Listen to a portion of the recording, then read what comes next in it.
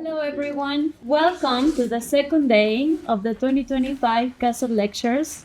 It's wonderful to see the room full 2 days in a row, but of course, this does not surprise me given the caliber of our speaker, Dr. Raghuram Rajan, who, of course, as you know, comes to us from the University of Chicago Booth School of Business. As I mentioned yesterday, the objective of this lecture series, which was generously funded by Mr. John Castle, is to foster a robust dialogue about the moral foundations of society and government. And Dr. Raghuram Rajan's examination of the private corporation's role in society perfectly matches this mission. And I want to take this opportunity to thank him for taking time from his busy schedule to spend 2 full days with us and deliver these very engaging lectures. Thank you so much and welcome again.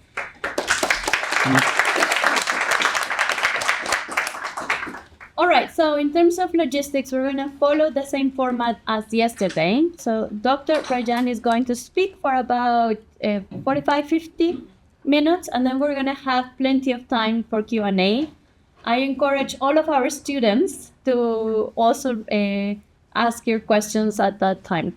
If you have clarifying questions throughout the way, please ask them, and Dr. Rajan will keep the right to push your question to the Q&A if he thinks it's not really a clarifying question. All right? Without further ado, the floor is yours.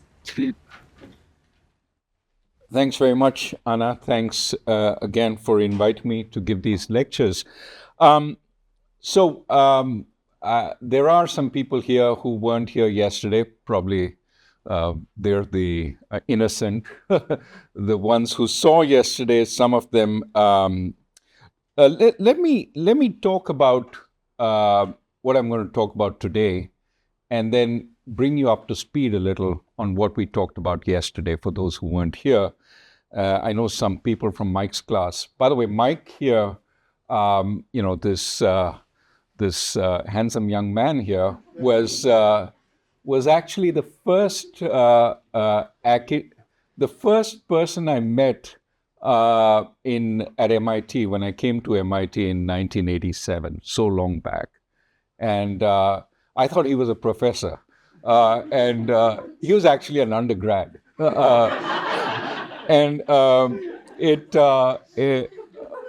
We figured out the confusion after some time, but it was great working with Mike then, and I'm glad to see him and members of his class again. He's a great guy. I'm sure you already know that, and it's wonderful to be here with him.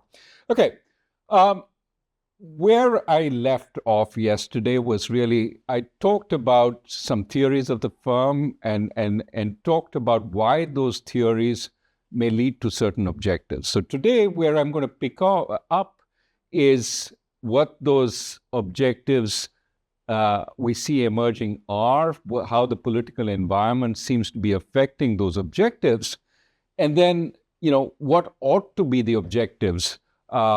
Have we gone too far in one direction or the other? That's where I'm going to go. And then I'm going to show you some data. Now, this is really data looked at from 30,000 feet. It's correlations. It's not causality. But I'm going to try and say, okay, if we explore this data further, what might we find? So I'm going to show you data from a preliminary investigation. This is not finished yet. We're just in the midst of it. We've spent 4 years on this, just collecting the data and then running the initial sort of, plots. And I want to tell you in a little bit, I see some young students here, about the process of research also, how just looking at the data, looking at the plots, you can maybe sharpen your analysis.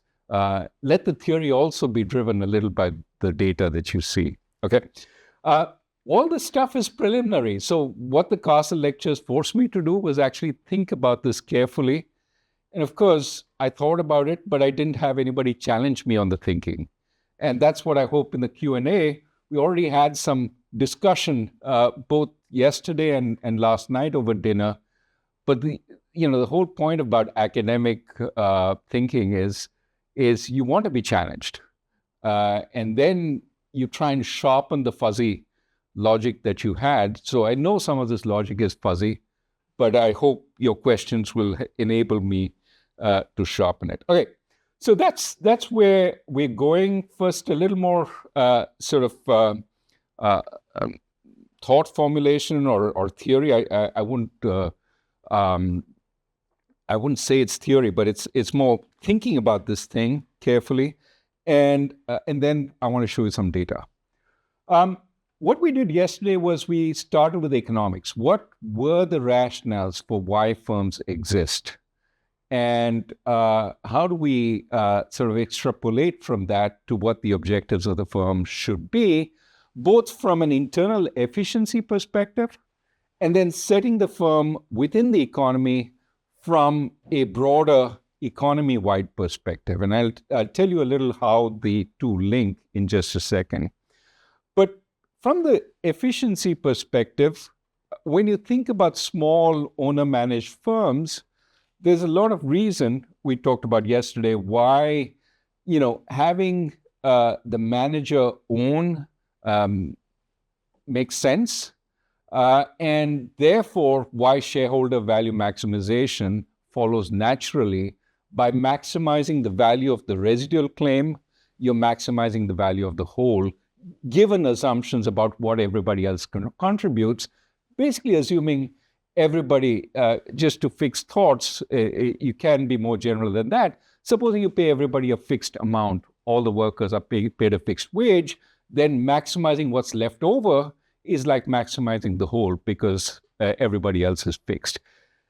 You can extrapolate that, but basically small firms, shareholder value maximization makes sense. We have elevated that to be a principle even for large firms, that large firms should be managed in the interest of shareholders. And I spent some time arguing yesterday that doesn't follow. It's not necessarily true. And part of the reason it's not true is in many large firms, in more complicated firms, whether it's NVIDIA or GM, there are a lot more investors in the firm.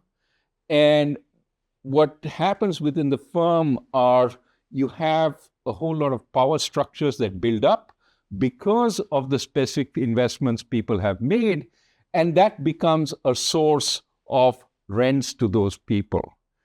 And once you have alternate, they're not getting a fixed wage. Once they are getting revenues in proportion to what they've invested, you basically have multiple centers of power within the firm. And in that kind of firm, you want to rethink the idea that shareholders are the residual claimant. They're not, because there are other implicit equity claimants, what sometimes in the parlance is called sweat equity. These are people who gain claims, even if not explicit, by virtue of having specialized to the firm. It could be suppliers in one situation. It could be highly skilled employees in another situation. It could be really important customers in a different situation. So what I call these are, key contractual stakeholders who are part of the whole production enterprise of the firm. And because they've made specific investments and because those investments are valuable, it makes sense to have a governance structure for the firm which protects those investments. And sometimes the best way to protect those investments is to have a kind of third-party board, which essentially you vest the ownership rights in that third-party board. It's not part of the hurly-burly, the mess of what goes on within the firm, but it's supposed to take decisions impartially given the various stakeholders who are playing a part in the production process, right? So if you have this, then essentially you don't have to give ownership to any particular set of stakeholders. Stakeholders can really gain power by making the kinds of specific investments they need to make. In fact, it's efficient not to give them ownership claims which give them independent sources of power. Instead, force their power to be endogenous, to be created by the kind of specific investments they make. And in this kind of world, third-party ownership makes a lot of sense. In most other worlds, third-party ownership doesn't make so much sense, okay? So that's part of what we talked about yesterday. And then we spent a little time on the dynamics saying, okay, this is about how a firm can be managed efficiently, a large firm. But once you're talking about large firms, you have to think about also market power. Large firms are big in their sector, big in their industry, maybe even big enough to have political power. If you think of the Ambanis and the Adanis in India, or you think of the Chaebols in South Korea, they have political power because of their size. And then the question is, how do you play that? What is the limit of that? And the worry there is, how do you maintain competition in the economy when big firms become large enough to dominate sectors or dominate the economy? And today, in this country, we have the same issue with Elon Musk traveling around the White House, right? So these are important questions that we need to address. And then I went to, okay, given all this, let's talk about what's been happening on the specifics on thinking on firms. I started with Milton Friedman. Actually, I started with Adam Smith, Burley, and Dodd, and then went on to Milton Friedman. And basically said Milton Friedman follows earlier thinkers like Adolph Burley in saying shareholders are the residual claimants. They are the owners of the firm. And anything that reduces their interests is terrible. It's a form of agency, okay? Now, I also argued that there's no rationale for that view. It doesn't follow from a kind of optimization in the firm. It really follows from tiny firms, laundromats, and moving companies, not really the large firm like GM or NVIDIA. And there it's a much more complicated issue. But I put the point about Milton Friedman to say that some of this thinking comes in the environment, which the political environment of those times. I said, part of Milton Friedman's point that firms were about maximizing shareholder value was resisting the push at those times for much more social responsibility for firms. And we'll see that right around the time Milton Friedman made a statement, firms start departing from saying they have any social responsibility. We'll see that in the data. I'll come back to that a little later. But you must see this as part of the political debate. The other problem with Milton Friedman, apart from how do you incentivize management to work for shareholder interests, especially if shareholders are dispersed. And some people have argued the way you do that is by giving management tremendous stock ownership, unsightly amounts of, godly amounts of stock. But I think the bigger problem with Friedman is on the political side, which is it's very hard to defend externally when you say we're all about profits. You remember Gordon Gekko, if you saw the movie, was it Wall Street? Greed, for want of another term, is good, or in short, greed is good. It's very hard to defend greed is good publicly. It doesn't sell well. But it's as much it doesn't sell well outside as it doesn't sell well internally. If you are an employee of a firm which says greed is good, how do you feel about working in such a firm if you're a young, idealistic student? Not very good, right? You want to save the world. You don't save the world by saying greed is good. So it's not internally sustainable also. The political difficulty came to the fore with the global financial crisis, right? Where these profit-maximizing banks seem to have taken us down a dark road, losing enormous amounts of money for the economy and having to be bailed out. So post-global financial crisis, much less of a willingness to see profit maximization as the sole goal of companies. And so we move to a new environment where, just as in Milton Friedman's time, there's a lot more pressure on corporations to do more than focus on the bottom line. Colin Mayer has been a leader in this. He's from Oxford, and he talks about companies having a purpose. And purpose as he says, is about producing profitable solutions and not profiting from producing problems. Okay, so that's version of it. Makes wonderful poetry. It is alliterative. It's great, and who doesn't want to feel good about what they're doing, right? We're creating solutions for the problems of people and the planet, and we're not creating problems. A sort of version of this has been pushed by Larry Fink. Larry Fink, those of you who know, is the chairman of BlackRock. And that's one of the biggest stock owners in the country. Larry Fink basically manages the stock portfolios for many, many millions of Americans. And he started in 2017 writing a letter to all the companies.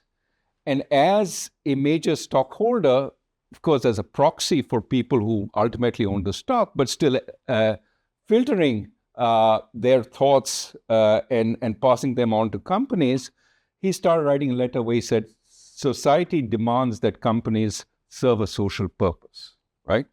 And basically, he argued without a sense of purpose, a company will ultimately lose its license to operate. You can see how this plays well in the post-financial crisis context where companies, especially the financial sector, has lost its legitimacy. He's of the financial sector. In fact, he was a big part of the rescue. A lot of the rescue done by the Treasury was with the help of BlackRock. And so he's basically saying, we need to be more than about profits. We need to have a bigger theme. Otherwise, we lose our legitimacy. And after all, property rights are a social construct. It's not written in law that this kind of property will be respected. The law is a result of social consensus. And so, private firms are, one form of property. And you're trying to change the consensus around them by saying they should do more, okay?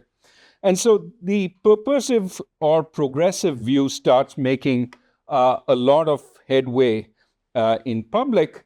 And this really wants managers to work in the broader interest. Now, I've argued that you can get the theory to say you should go beyond shareholders and work for key stakeholders who matter to the production process.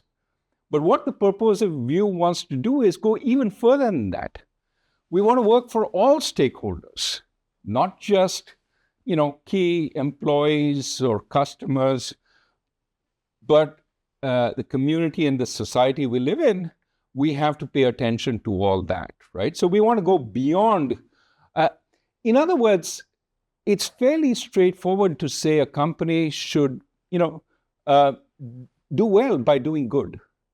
So do good to the extent that you do well by it. That makes sense. It's part of the broader company value maximizing strategy. But this purposive view goes further and says you should just do good, even if it has no connection to the company itself. If you can do good, do more good.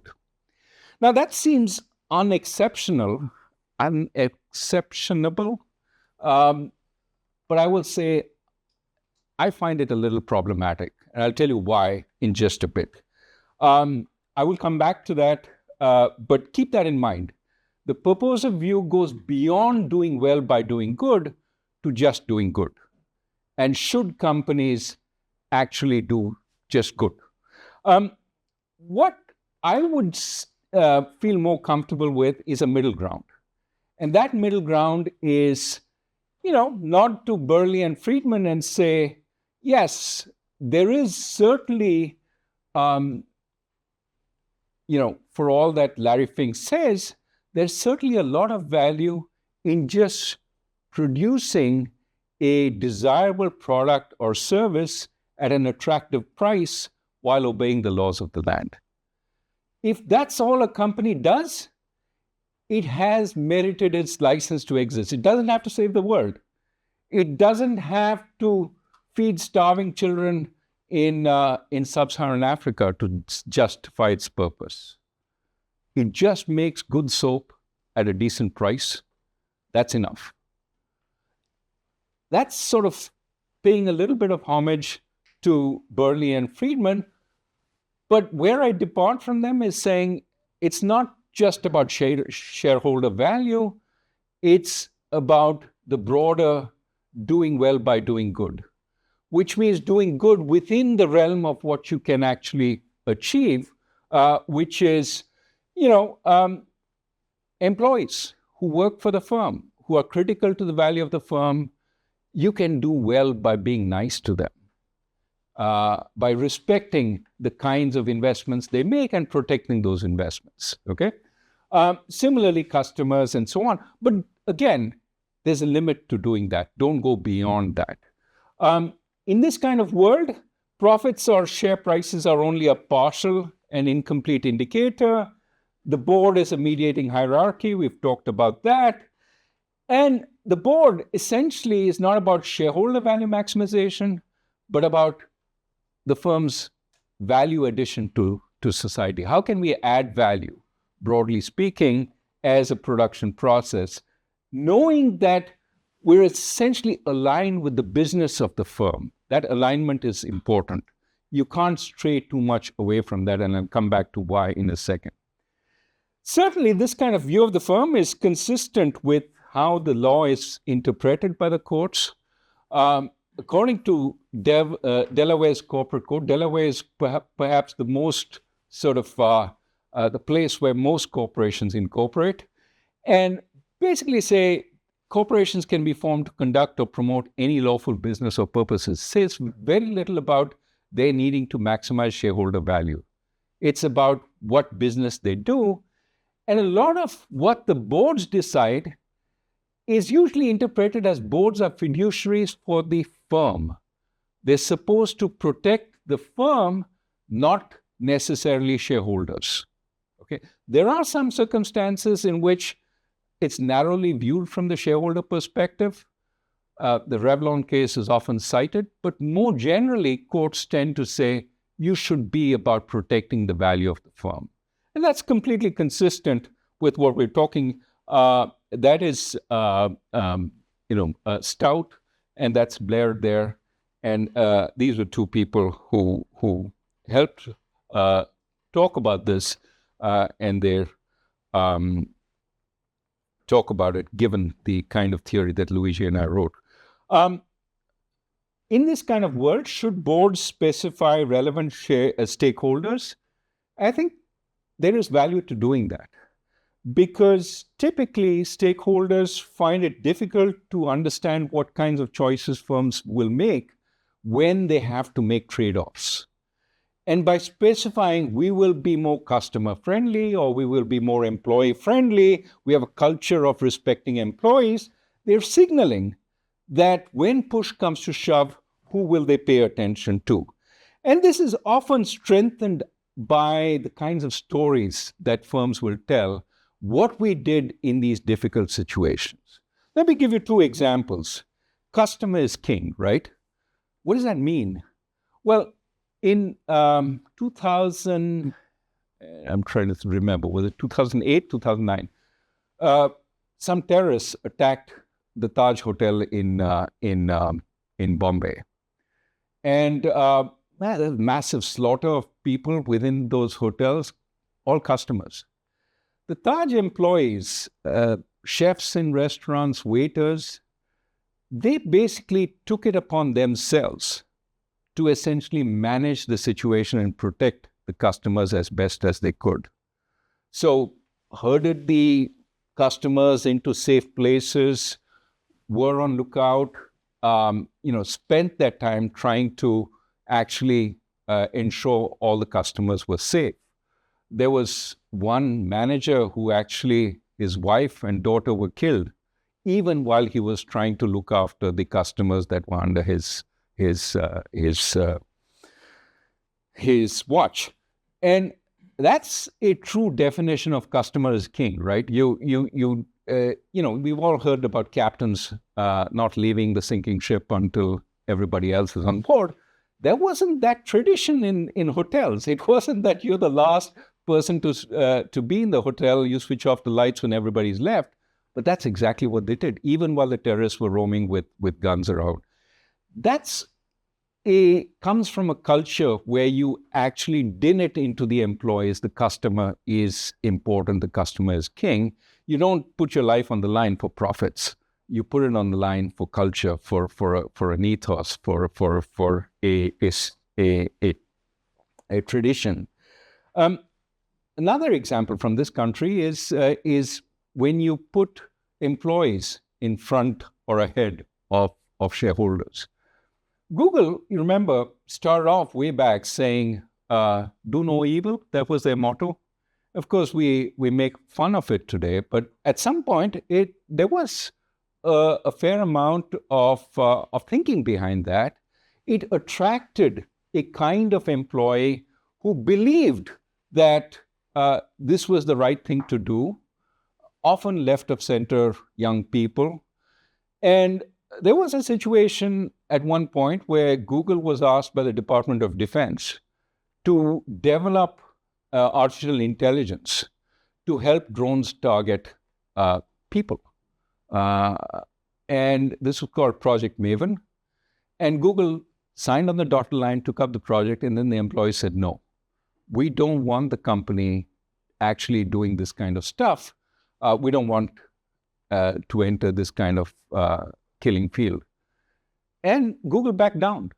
It essentially withdrew from Project Maven. Other companies, of course, replaced it, but basically saying this is not consistent with what we do as a company. Choosing people over shareholders because the kind of employee they attracted, they wanted to send the message that we're for you. I think this kind of signal, this kind of tradition, this kind of narrative, which comes through folklore within the firm, helps strengthen the particular kind of stakeholder. Of course, the environment can change, the times can change, the company can change, but at that point, this was a way of strengthening the particular stakeholder they cared about. It also enables internal governance.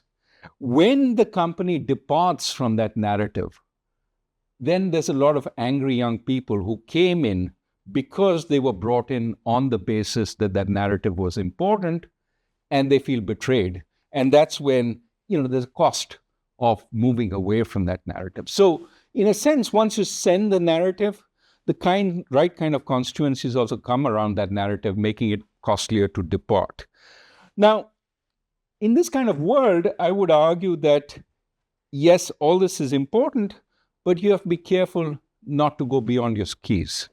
And that's where I say there's a limit to the extent that you want to take up social goals. And I'll come back to that in a second. So here's where we are. We talked a little bit about this, and this. We talked about two extremes, Milton Friedman and the progressive, purposive view. And I want to be somewhere in the middle. Middle is never a good place to be in politically.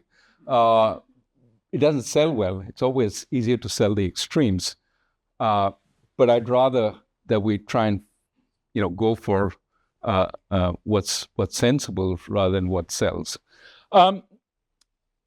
Then I want to come to placing the corporation in society, because I ended this by saying, look, I think these narratives in favor of particular stakeholders you care about is important, but you shouldn't be too broad-based. You shouldn't keep saying we're going to save the world. It attracts a lot of people to say you're going to save the world, but I think that's a step too far. And I'm going to come to that in a second, but first I want to talk about the dynamics. I'll talk about that in a little. I'll talk about it in this context also. Remember, the dynamics were, how do you prevent corporations, now that they're efficient, now that they're large, from essentially dominating industry and in some cases dominating government and the politics? And,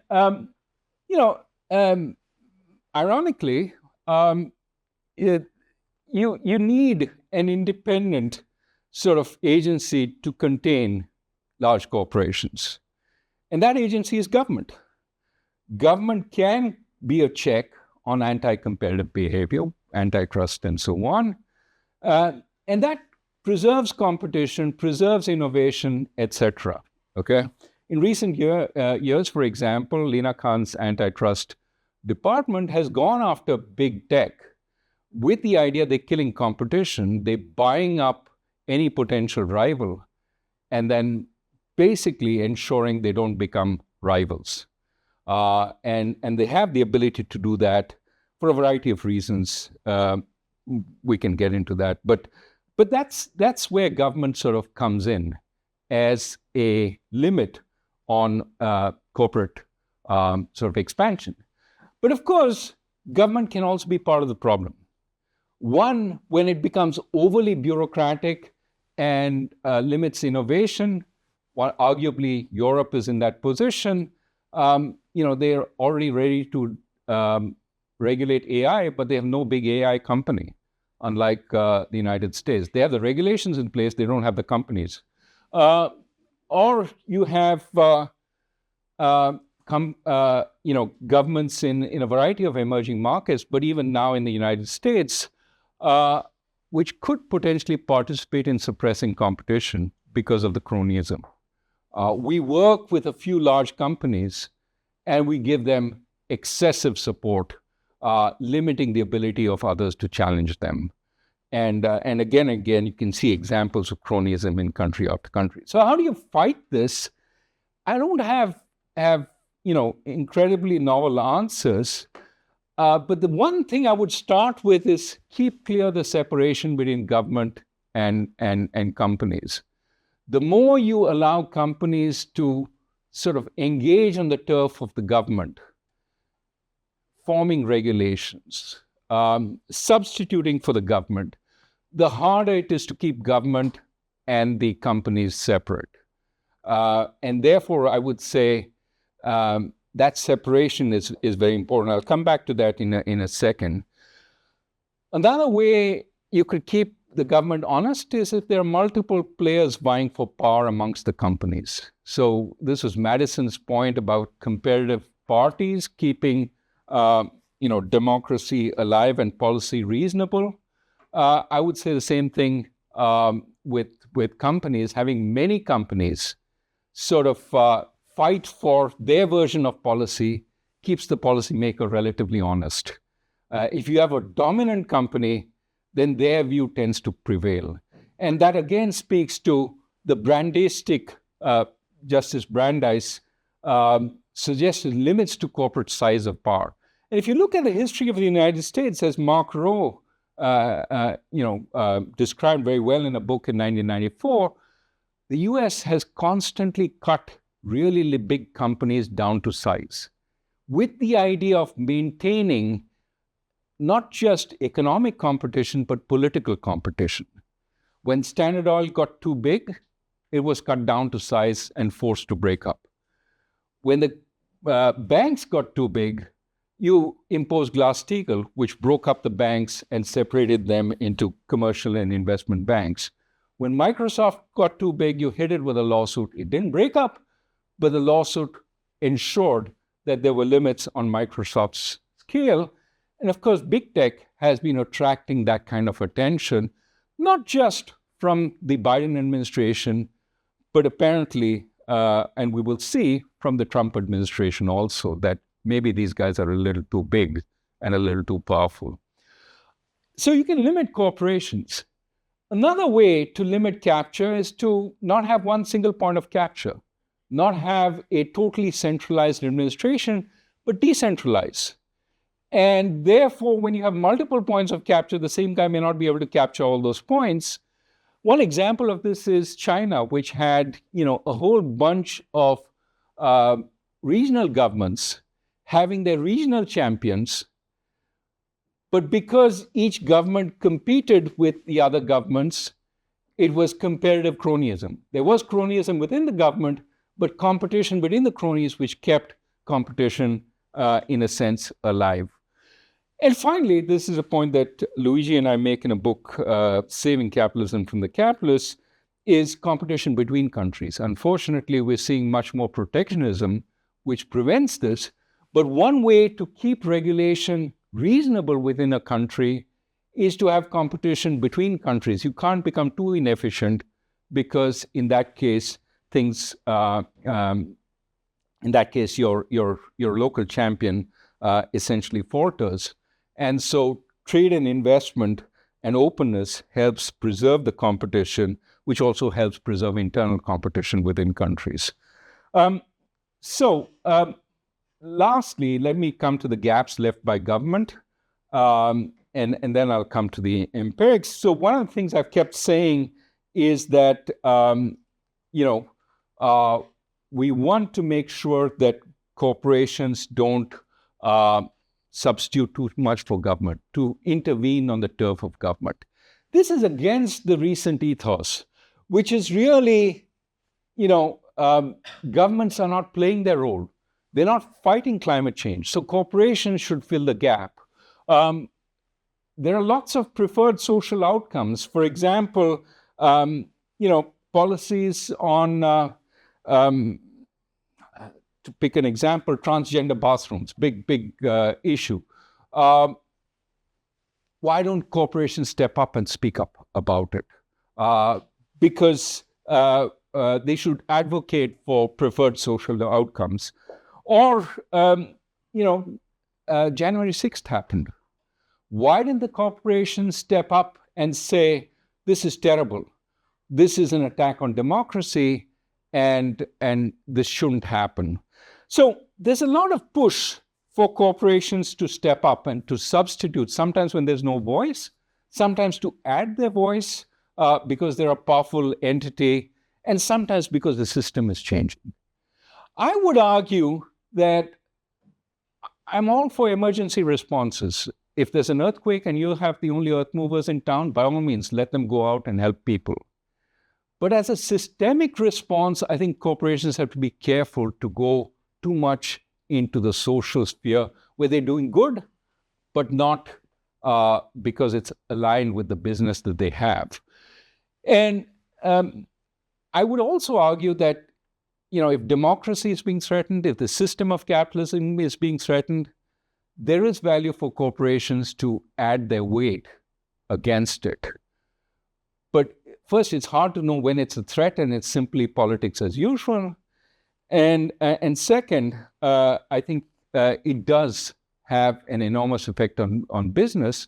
So you have to do it when you do think that this is actually going to make a difference in the nature of the framework of society. So what are the dangers I'm talking about? And then I'll go to spend 15 minutes on the data. Dangers are really when there's no alignment between doing good and doing well. In other words, it's related to your business. If it's completely unaligned, it's just doing good for the sake of doing good, there's no sense of how much is too little or too much. There's also no attachment to the framework of what the firm is about. And if there's no attachment to the framework of what the firm is about, it's very hard to predict what the firm will do or whether this will be durable, right? On prediction, for example, who decides your political position on this or that issue if it's unrelated to the business? Will it change with the board or with the whims of the next CEO? Is there going to be any kind of direction in the firm? And how should the firm decide on these things? Okay? Is it going to be the will of the CEO? Is it going to be the will of the employees? Is it going to be the will of the customers? It becomes a whole different ball game when it's unconnected to the business of the firm. I can understand if my customers are all, I'm selling guns and the customers are all right-wing buyers. I can understand why it might make sense from a customer perspective to not be, very much on the other side. But once there's no connection, then it's very hard to understand how firms pick positions. Better not to have a position, again, unless the system itself is threatened. But I would argue also that, part of the problem is durability, and that's a huge issue. If you're helping a poor neighborhood, and you picked it out of the blue, and you went in, what commitment do you have to continue services in that neighborhood? It's purely voluntary. You're doing it. You're spending your money, but you can pull services anytime you want. And is that a good thing? I would say it might do more damage than good if you go in and spend some money and then withdraw on the drop of a hat because your CEO changed or something. And I think the chances of withdrawing are much larger when it is connected to a specific whim. There's a company which did this. Unilever, under Paul Polman. In 2009, he was brought in, make changes. He said the change is going to be sustainability. We're going to focus on sustainability throughout, hang the shareholder. It made sense initially because what is sustainability? It's cost cutting, it's being more frugal, it's helping your farmers do better things. All that is good. It actually even elevated the share price for some time. But they made a lot of commitments because he went beyond what was important for the firm, but he wanted to think about the world. Paul Polman was at every Davos forum talking about sustainability, how corporations had a purpose, responsibility, all the stuff that Larry Fink talked about. What happened? Unilever lost its way. It became an NGO talking about making changes for climate rather than a soap-making company. And once it lost its way, it basically couldn't continue. A corporation is different from an NGO. They essentially, there was a hostile bid for Unilever from 3 Brazilian billionaires and Warren Buffett. They managed to survive that bill, but Paul Polman soon left and Unilever flipped back. And recently, its CEO was fired for not elevating the stock price over the last 2 years. There's no commitment.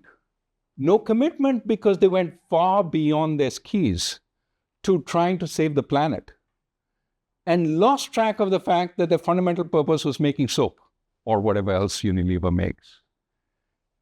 You can't be so misaligned, but the problem for society is durability. I mean, I love Unilever doing this stuff, but how do I know they're in for the long run? And moreover, if they're in, how do I know that they're not changing the rules of the game to benefit them? Corporations don't have credibility in this. They're not NGOs. There's a bottom line they have to manage also.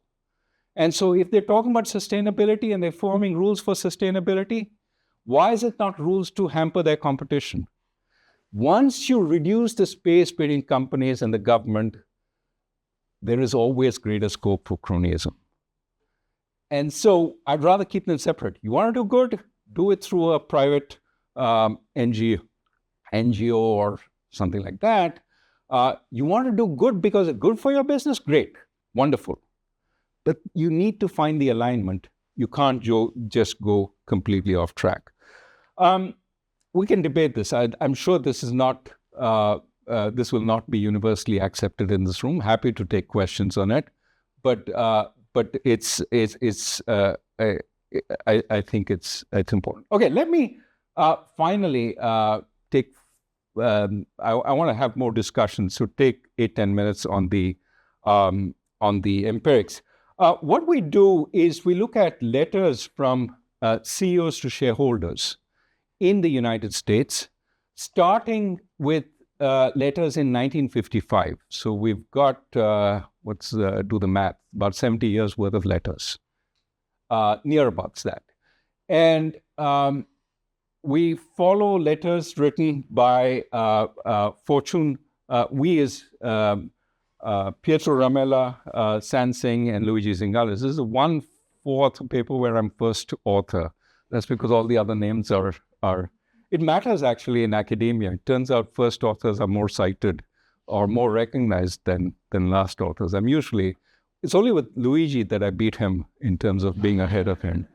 Okay, so 150 American companies from 55 to 2020. That's the Fortune sample.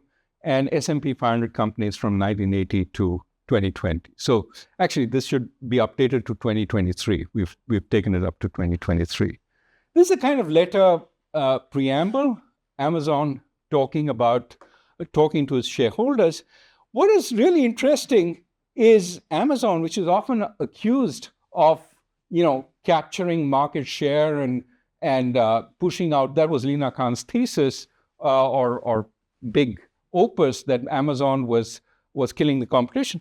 Amazon actually says the stronger our market leadership, the more powerful our economic model. So they see it as a virtue that they actually own the market, and market leadership can translate to higher revenue, higher profitability.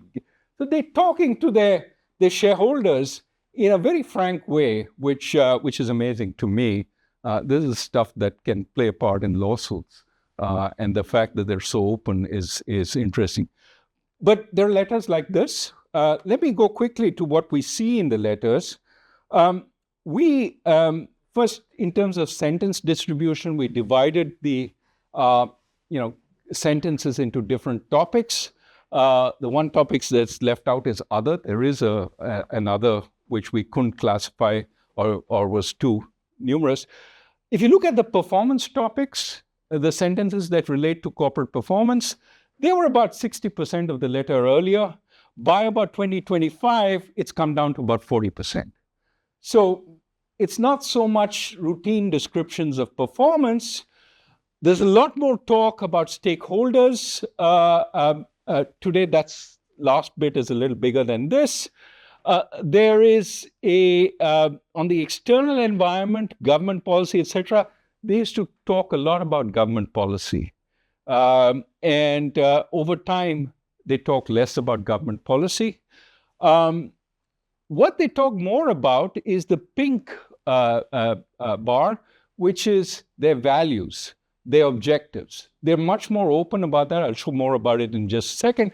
Talk very little initially, talk much more. And of course, social responsibility, the talk has also increased. But let me show you in greater detail. These are the sentences on financial performance in the dashed line. It combines talk about earnings and financial performance and talk about dividends and shareholder value. And you can see there used to be a lot of talk about it. It has come down substantially. Just in comparison, look at talk about operating performance. How are you doing on the operations? That has been pretty steady as a share of sentences. So they talk less about finance than they used to.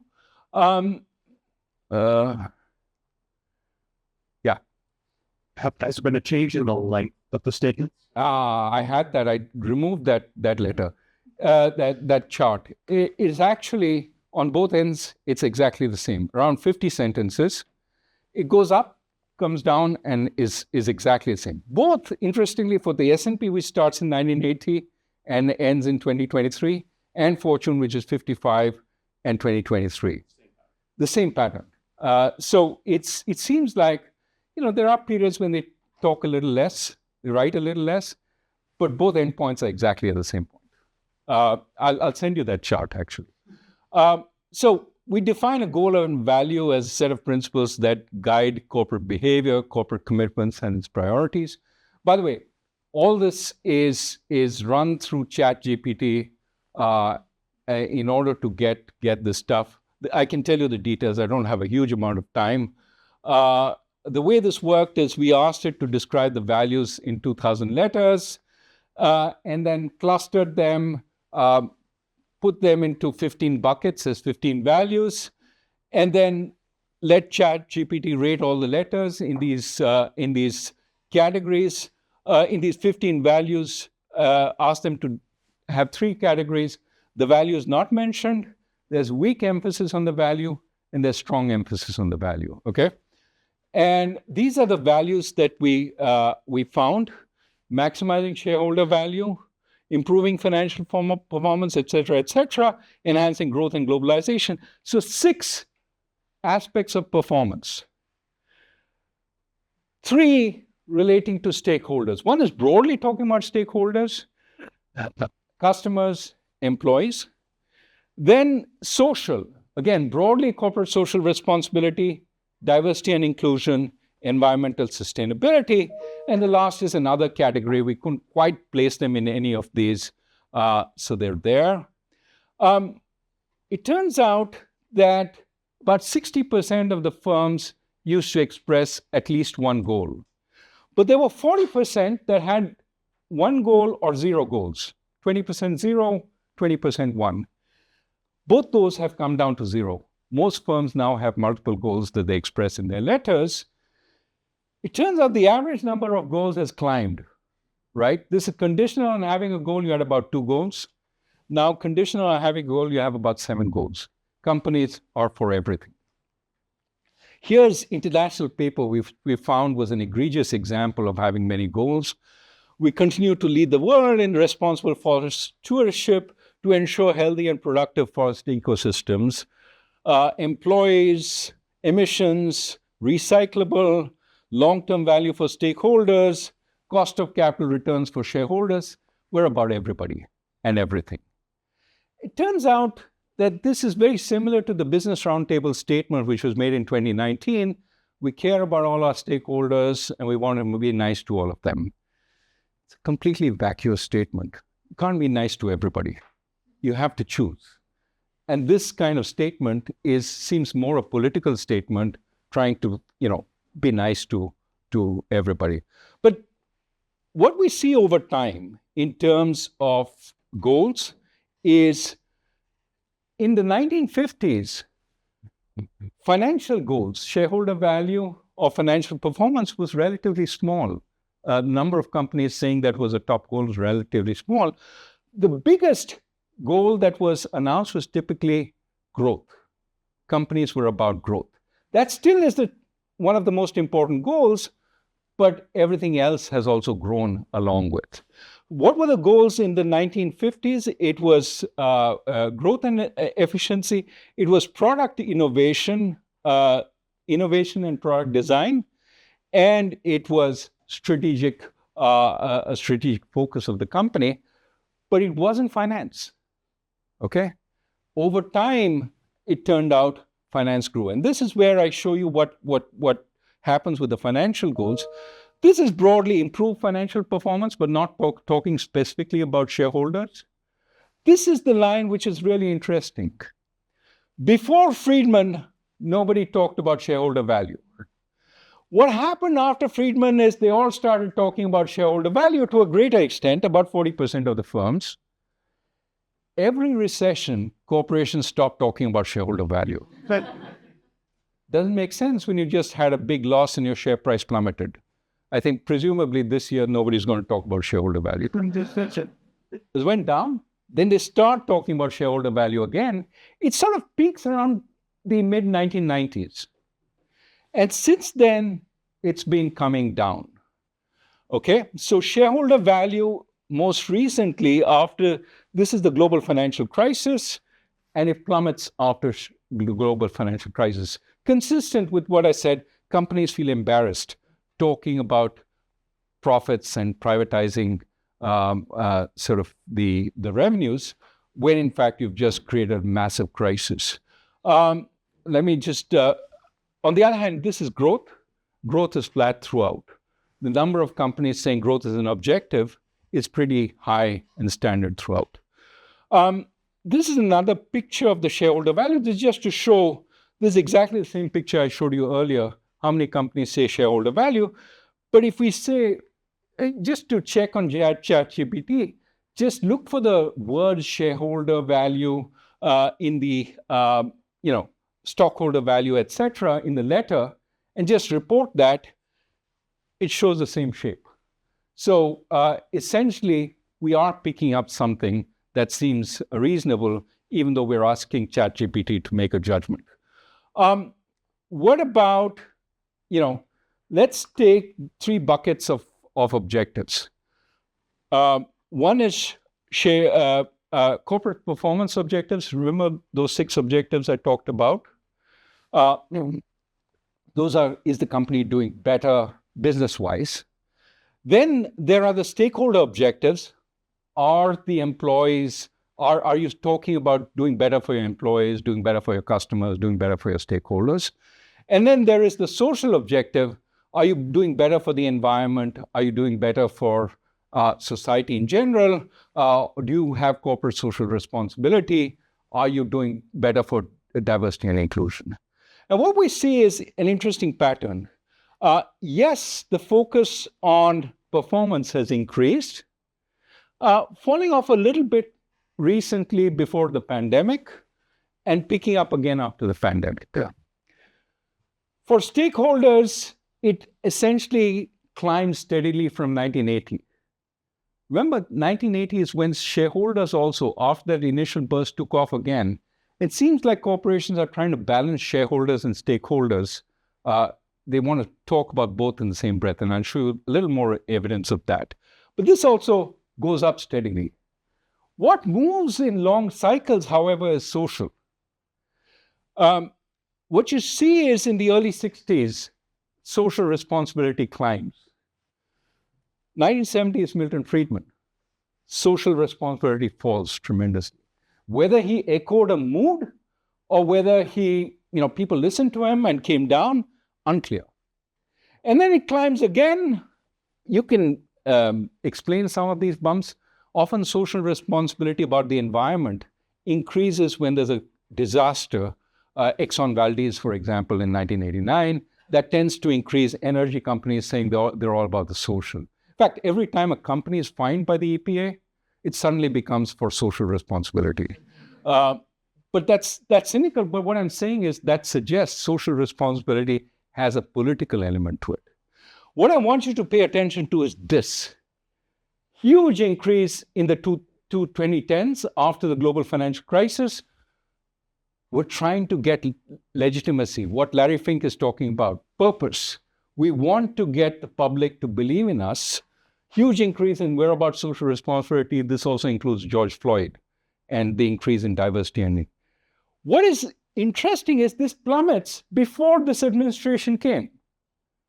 Companies are backing off from their statements of social responsibility even before the administration came in, while there was an administration which was for much more social responsibility. And I suspect this is because after the pumping up during the pandemic, Black Lives Matter, this, that, they suddenly find the political reaction. The Republicans are saying we want to divest from funds that preach this. Look at Larry Fink's 2024 letter. Compare it with his 2017 letter. There's no mention of purpose in the 2024 letter. He has backed off completely. And that's why I think it's a fragile thing to place your hopes in corporations. This is diversity and inclusion. These are the elements of social responsibility. Let me focus on diversity and inclusion. This sort of picks up in the 60s because of the civil rights movement. It has some momentum, but then through the 70s it comes down, picks up again, and then a huge increase, George Floyd. But even before that, it's increasing. All the black, the sad, tragic cases of males being, shot by the police, et cetera, creates a lot more awareness. And that pushes companies to say diversity and inclusion is important. But what I want you to pay attention to is the massive plummeting. Before this administration said, you're off base if you say diversity and inclusion. So if you can't stand up in a politically friendly administration, what are you going to do when the administration turns hostile? And so last point I want to make, then I want to open to questions, is this. I told you that what you're basically seeing on the stakeholder side is that companies are moving to say we're both about stakeholders and shareholders. And you can see it a little bit in this, but we need to strengthen the argument. We put every year companies into buckets. Are you above the median in terms of how much you emphasize corporate performance? Are you above the median in terms of how much you emphasize stakeholders? Or are you below the median on both?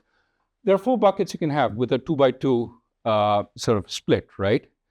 It turns out that initially, most companies are in the high corporate performance, low stakeholder bucket. But there are some in the high corporate performance, high stakeholder bucket, And there are about 40% in the low stakeholder bucket with varying measures of corporate performance. Over time, what you see has expanded hugely is now close to 60% of the firms are in the high stakeholder, high corporate performance bucket, okay? And the number who are in the high corporate performance, low stakeholder bucket is pretty much close to zero. I want to say a lot of these companies converted to that. Of course, this chart won't tell you that. And we need to do more work to show you that. But I would argue that a lot of companies have moved into the high stakeholder, high shareholder bucket, okay? High corporate performance. And well, let me leave it at that and say that is consistent. That's no proof of what I'm saying, but that's consistent with the idea that now companies are trying to balance stakeholders and corporate performance. You would ask, well, what about on the social side? What do we see? On the social side, I leave it as saying the following. You see those cycles again in the data. It's not the steady change. You know, high corporate performance embraces more social side, embraces for a little while, comes down, and then goes up, then comes down again, and goes up again. That suggests embracing social projects, social objectives is much more ephemeral, is much more political. And that's why I say it doesn't have durability. I don't think you solve the problem of climate by getting companies to make voluntary commitments, only to see those voluntary commitments backed off when the government changes. I think you need reliable government policy. Of course, government policy can also change with changes in government, but that is more durable, has more effect on corporations. And to my mind, that's the way when you want to talk about big social change, you need the government to do it. And you can't, corporations can be regulated to do that. I'm not against that. But I'm saying going beyond the regulation to do it as an entirely voluntary effort is going to be something much less reliable. Okay, let me conclude there. I can keep going on. I haven't talked about AI. Everybody talks about AI. Happy to talk about AI. But basically, shareholder primacy makes less sense for large public corporations. They are stating a responsibility towards relevant contractual stakeholders other than shareholders. And I think that's a good thing. I do think the recent movement towards them accepting responsibility for the whole of society has gone too far, and they backed off from it even before the change of administration. And that's why I think it's too fragile to rely upon. You don't need to have to save the world. That there is an inspiring narrative that companies can create about their business, even without saying it's about saving the world. Making cheaper, better soap accessible to a lot of people across the world is a good deed. And let's emphasize that rather than saying, I want to be ashamed of some private venture and I need to find a larger purpose outside the basic corporate purpose. Okay? Let me stop there. Happy to take questions. Thank you.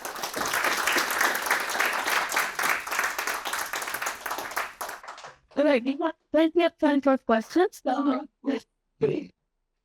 still with some students.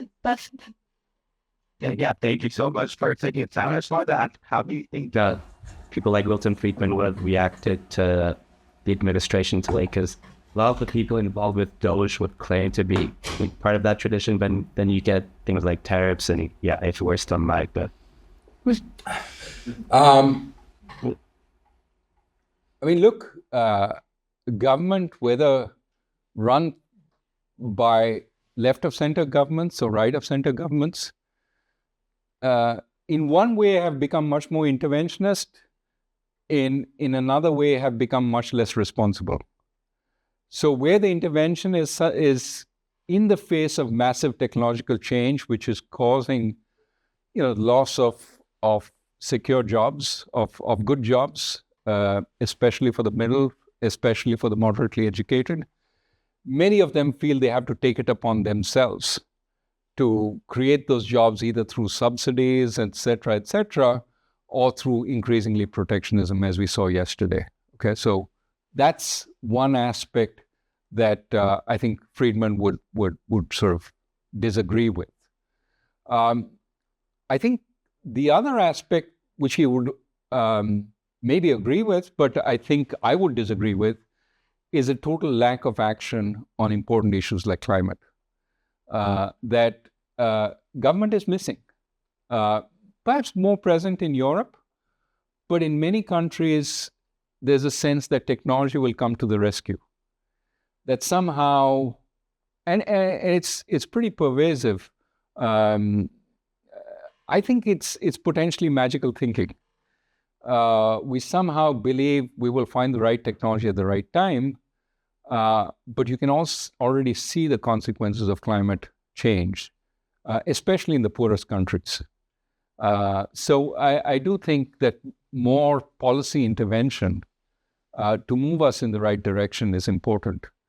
But Friedman would probably say, I don't know what he would say on that issue.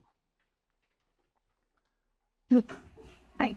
Thank you for your presentation. My name is Mary and I'm one of the IBA students. I wanted to ask you about AI. I think something interesting that a lot of AI companies are doing is value alignment. So they're trying to just create ethical models and trying to decide what ethics to imbue with a model. And some of them are even holding these democratic consultations and focus groups with humans to try to decide what values a ChatGPT, for example, should have, which seems like a traditional activity of the government. So I wanted to ask what you think of these like ethical self-regulating activities. Do you think that this is a case of them substituting the functions of the government and there should be more separation? Or do you think these activities are appropriate given the nature of AI and its general purpose use? Well, I think there's significant downside risk for a company if it has AI running, its own AI product running amok, right? I mean, there is variance of downside risk. In some authoritarian countries, if your AI returns an answer which says the dictator is a schmuck, that gets you into trouble. So you find also ways to prevent that answer from coming. But in more generally, I think the company has a incentive to see that AI doesn't produce answers which eventually creates reputational risk for it. And it may be anything that affects society. That said, does it have the same incentives as government? Sometimes it has better incentives, for example, than a dictatorial government which doesn't want any aspersions cast on its management. But sometimes it has worse incentives when the objective of AI is to get people to buy more of your product or something like that. So I would say there's a role for government oversight, but I wouldn't say that that's the only entity that can play that job, that private corporation. There is an alignment with their basic business, which is I'm selling an AI product. I have to make sure it is reasonable. Okay, so given that the government play a huge role on achieving this objective, you think a certain degree of practice of state capitalism, which is prevalent in some developing countries, could positively contribute to this measure, or do you think it might be counterproductive? I sort of worry about state capitalism because it's so close to cronyism. I worry that, it's actually an extreme where you pick the winners. And you don't just pick the winner companies, you pick the winning sectors. And I do wonder about why it's prized so much, given the problems we see with state capitalism emerging, certainly in China. You're seeing that all the effort China has put in to creating a production sector has also, resulted in huge problems for its consumption sector. Households being suppressed in order to transfer the profits to the production sector, but also that there's a lot of waste, given the fact that profitability in Chinese companies has been falling tremendously. Not only do they not have local domestic demand, but even the production is excessive. You've seen all these reports about Chinese production capacity in batteries and EVs being greater than world demand. So all this tells me state capitalism is not the answer. Maybe I'm overly conservative, but I think effective liberal markets is a good thing. But the key is to ensure a reasonable degree of competition. And that's what I fear with all this intervention. You kill the competition. So I'm not in the Chicago school which says, let the companies ride, let them get bigger and bigger. I do worry there's a political element the Chicago school doesn't pay enough attention to. But at the same time, I'm not for expanding the size of the government. Yeah. I want you to ask a question about how should we think about the tax system in government if we want corporation to take more social responsibility. And I want to give a real example in China. In China, some land is not owned by the state, but owned by the cooperative. And in that area, like the government don't want to do anything for that community. They want like that cooperative firm to build their roads, to clean their stuff. But at the same time, their firm also pay a lot of tax to the government. And there's a real issue for them to think about what's the appropriate rights for them and what's their feature. Is that there as a firm or there as a, like some non-profit things, like, social? Yeah, you're talking about the local government vehicles, I think. And that's a strange beast, right? Because what the federal government did was appropriate all the taxation and then said, you guys need to fix the local stuff, but you don't have strong revenue sources. So what you do is you borrow and then you sell land in order to, pay back. And that works so long as land prices are rising and you have, a strong market. It stops working when land prices start falling. And that's when you go back to the central government and say, bail me out. That's what we have. It's a strange beast. I think it worked for a little while. But I think the right approach would be to give local government enough sources of revenue so that they can do what is needed locally, build out infrastructure, etc. So I'm not sure that the answer is put the burden on some sort of quasi-private, quasi-public entity, because to some extent, what you want is the local recipients of the benefits to be able to essentially see that their tax dollars are going, tax renminbi, are going to fulfill benefits so that they, there's some close relationship. When that relationship breaks down, I think you don't have enough local bottom-up governance of local efforts. So I thought the decentralized system worked well in China, but I think the forcing the decentralized system to develop its own revenue sources is proving to be a disaster. And we're seeing the consequences of that now. Yeah. So what evidence do we have, if any, that these statements are more than cheap talk? So are there any accountability mechanisms? Do they have metrics for delivering on the promises, the values, all that kind of thing? Of course, you can tell a story about this, that it's like, this is just signaling. Yeah. They're just responding to prevailing discourse, something like that. And insofar as it doesn't actually materially change the conduct of the corporation, this is all just epiphenomenon. No, it's a great point, and it's a question. No, it's a great question, and so we looked at performance, and the problem with any kind of causality is, when you're doing badly, you might adopt more corporate performance metrics to get yourself to do better, right? And so, what drives what?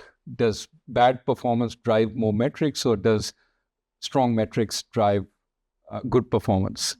And so the endogeneity problem is a huge one. But, we looked at, for example, statements about the environment. Do they correspond to how these firms perform on various sustainability indices? Let's at least get that straight. It turned out that, they do. But when you parse it in more detail, you find it's all the box checking stuff. Mm-hmm. Nothing on actual performance. Now, my whole point is the social stuff seems to be more performative.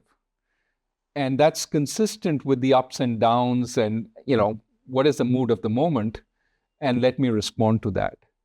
The question that you're asking is, what about the rest? Is that less performative? When I say I care about my employees, do I really mean it? And we need to check whether, in fact, these kinds of statements precede, for example, improvements on Glassdoor, how you're rated as a company.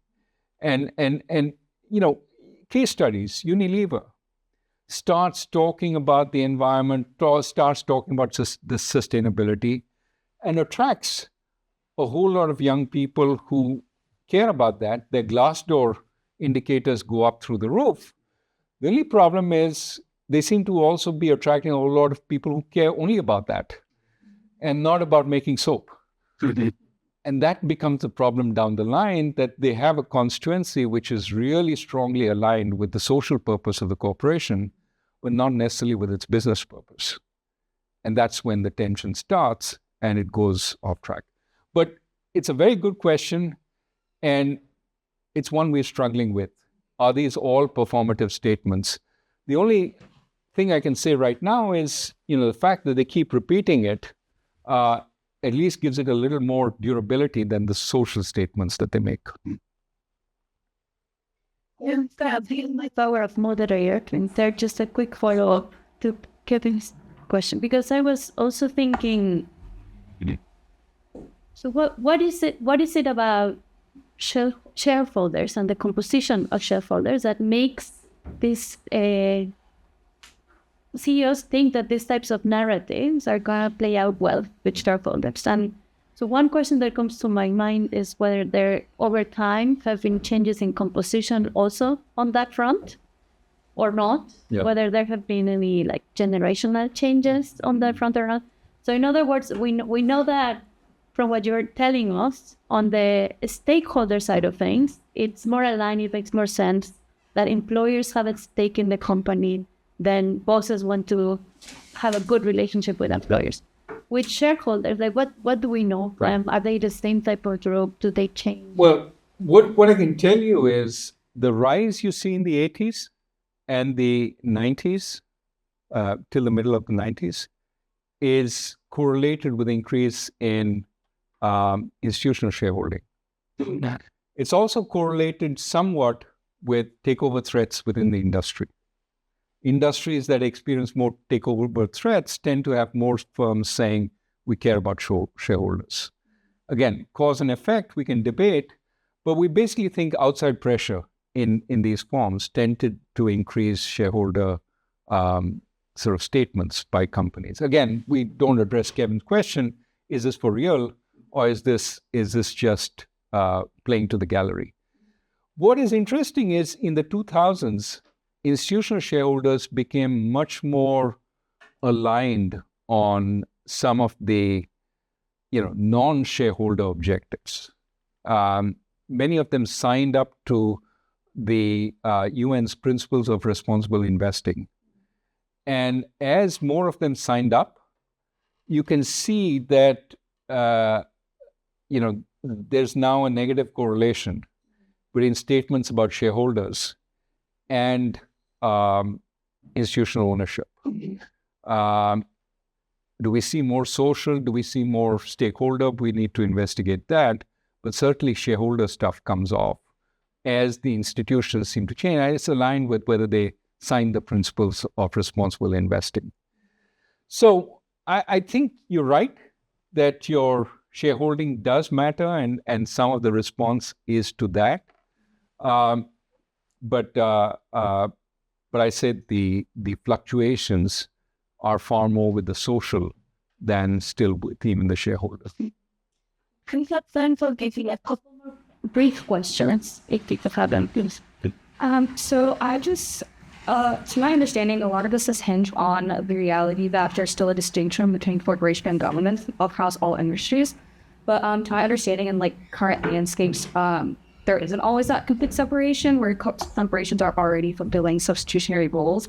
For example, healthcare, there's a lot of substitutionary roles that I would associate with government, or even in things like finance, where big giant banks are stepping in as economic stabilizers in times of crisis. So I just wonder, in areas where corporations are already fulfilling that substitutionary role and acting as government entities, how do you address the question of obligation for those firms? Well, it's a huge problem, right? On the last question, for example, when corporations step up, one of the big concerns which led to the Federal Reserve being created was in 1907 during the Knickerbocker crisis. J.P. Morgan, the individual, went down the street buying banks to the left and buying banks to the right to rescue them. But he also made a killing. And the sense was that we would never again let the responsibility for rescuing the economy lie with a powerful individual, because that gave them too much power, right? And that's when the Federal Reserve, I'm sort of making it much sharper, the argument. But that was one of the big reasons why the Federal Reserve was created, as not so much monetary policy, but financial stability, to be a support when there was a financial crisis so that the JP Morgans of the world wouldn't get too much power. So we have been worrying about corporations entering the proper role of the government for a long time. And I would say it's better that you not be dependent on a couple of private entities for that, just because, forget everything, there is the issue of transparency and legitimacy. But there is also this real issue of power.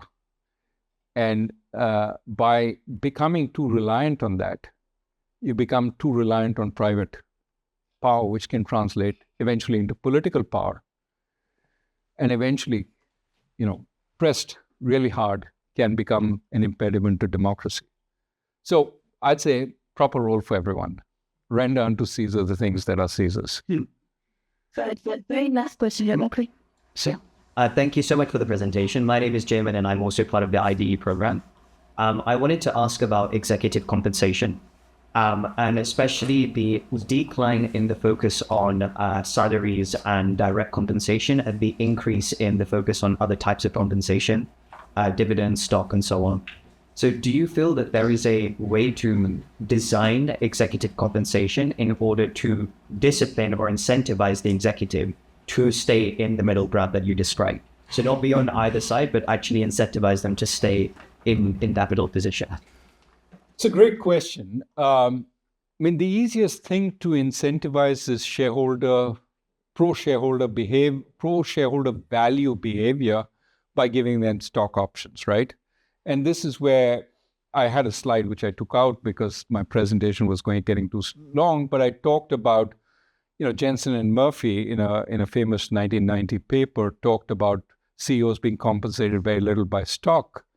And that, gave the legitimacy for CEOs now to compensate themselves with, many, many millions, culminating with Elon Musk's 53 billion. And, in that, there's a lot of pay for non-performance. Sendil Mullainathan and Marianne Bertrand show in oil companies, when the oil price goes up, CEOs make more. The oil price is completely exogenous to their revenues, but they're making more as a result, right? So there's a lot of pay for non-performance. But put that aside, how do you pay for example, a better sort of climate within the firm? Now, there's a debate about that, whether it's something you achieve through pay or whether it's something better achieved through culture. If you make everything about pay, you introduce a certain amount of insincerity about it. I'm being nice to you just because I'm getting paid for it, right? While if the culture becomes one, we don't like jerks in this firm. We want you to be nice to each other, to strengthen the relationships, to make us a more productive family. That's a different kind of statement. You don't get paid to do it, but it sort of reflects in the broader ethos of the firm. So there are some people who say you can produce this behavior through pay, and others who say if you have to pay to produce this behavior, it's sort of fake behavior. And so this non-value aspects, the harder to measure stuff, I think you might have to generate through other means, having a good HR department, having reasonable elements of this taken into account in promotions and so on, and basically sending the message that we like to treat our employees reasonably and fairly, and also building those narratives. How do you react in bad times? So I'm on the advisory board of an accounting firm where the CEO and his wife make it a practice to really spread the charm. And they also say, look, in bad times, we'll stick by you, like they did during COVID. Nobody was fired. They stuck by them and helped them weather the pandemic, even though, it was quite easy for them to lay off people. That's the kind of narrative which care about you and breeds the loyalty, which produces good performance. Thanks so much. On that note, we're going to end our better lectures. Thank you so much. Thank you.